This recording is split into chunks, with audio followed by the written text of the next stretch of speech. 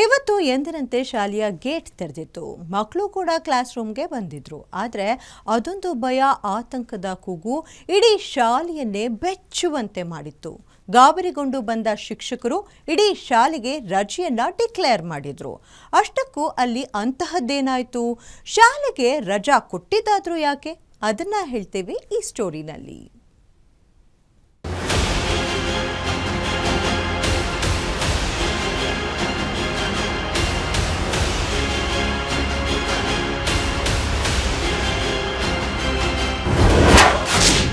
ಶಾಲಾ ಕಟ್ಟಡದಲ್ಲೇ ಕೂಲಿ ಕಾರ್ಮಿಕ ಆತ್ಮಹತ್ಯೆ.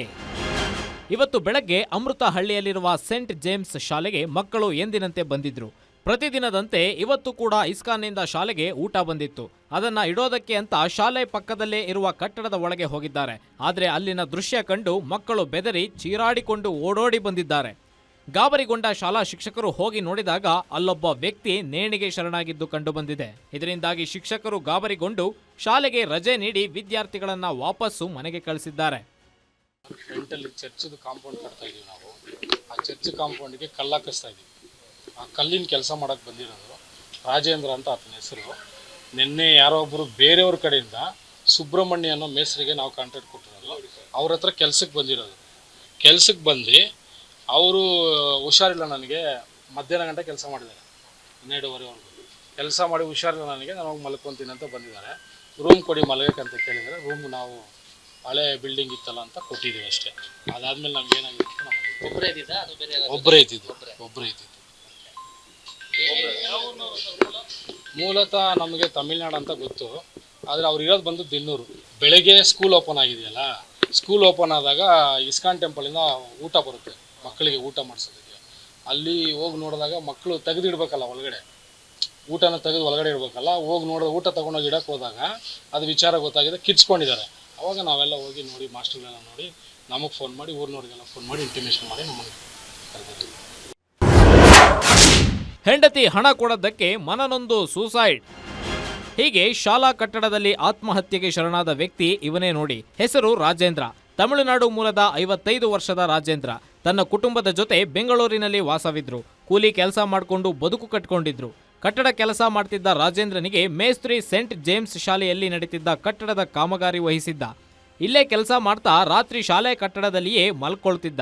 ಹೀಗೆ ಜೂನ್ 18ರಂದು ಕೂಡ ಶಾಲೆಯಲ್ಲೇ ಉಳಿದುಕೊಂಡಿದ್ದ. ಬೆಳಗ್ಗೆ 11 ಗಂಟೆಗೆ ಪತ್ನಿಗೆ ಕರೆ ಮಾಡಿ 20,000 ಹಣ ಕೇಳಿದ್ನಂತೆ.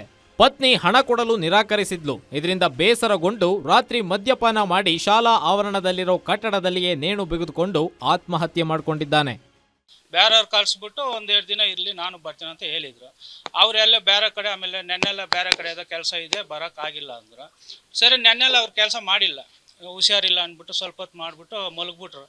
ಆಮೇಲೆ ಸಾಯಂಕಾಲ ಖರ್ಚು ಕಾಸು ಬೇಕಂದ್ರೆ ಒಂದು 500 ರೂಪಾಯಿ ಕೊಟ್ಬಿಟ್ಟು ನಾವು ಓದಿ, ಈ ಥರ ಕುಡ್ಕೊಂಡು ಇರಬೇಡಪ್ಪ, ಸುಸ್ತಾಗಿರ್ತೀಯ, ಇಲ್ಲಿ ಕೆಲ್ಸಗಳು ನಿಲ್ತೋಯ್ತೆ, ಆಮೇಲೆ ಇಲ್ಲ ಮನೆ ಕನ ಹೋಗು ನೀನು, ಬೇಡ ಅಂತ. ಇಲ್ಲ ಇದು 1 ವಾರ ಮಾಡಿಬಿಟ್ಟು ನಾವು ಹೋಗ್ತೀನಿ ಶನಿವಾರ ಅಂದರು.